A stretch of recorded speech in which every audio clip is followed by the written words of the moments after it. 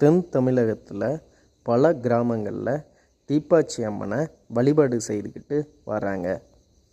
தீப்பாய்ச்சி அம்மன் இன்றளவும் பல குடும்பங்களை பாதுகாத்துட்ருக்க ஒரு காவல் தெய்வமாக இருந்துக்கிட்டு வராங்க.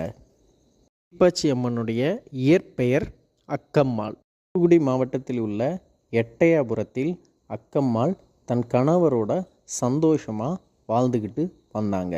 அக்கம்மாள் இளம் வயசுலேயே தெய்வ பக்தி அதிகம் உள்ளவங்களாக இருந்தாங்க. தன் கணவர் கூட அமைதியாகவும் சந்தோஷமாகவும் வாழ்க்கை நடத்திக்கிட்டு வந்தாங்க.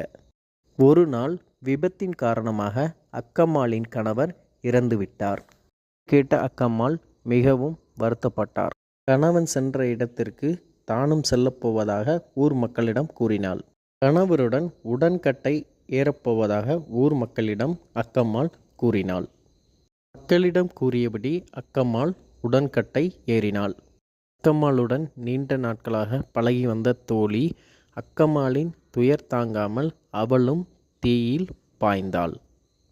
பார்த்து கொண்டிருந்த பொதுமக்கள் அக்கம்மாளுக்கு கோவில் எழுப்பினர்.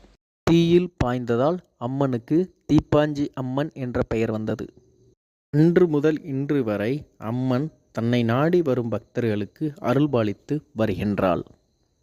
திருமணமாகாத பெண்கள் நல்ல கணவன் வேண்டி இத்திருக்கோயிலில் வேண்டுதல் செய்தால் அவர்களின் எண்ணப்படி நல்ல கணவன் அமைவார். தீப்பாய்ச்சி அம்மன் கோவில்களில் ஆடி மாதம் கடைசி வெள்ளி மற்றும் கடைசி செவ்வாய் சிறப்பாக பூஜைகள் நடைபெறும்.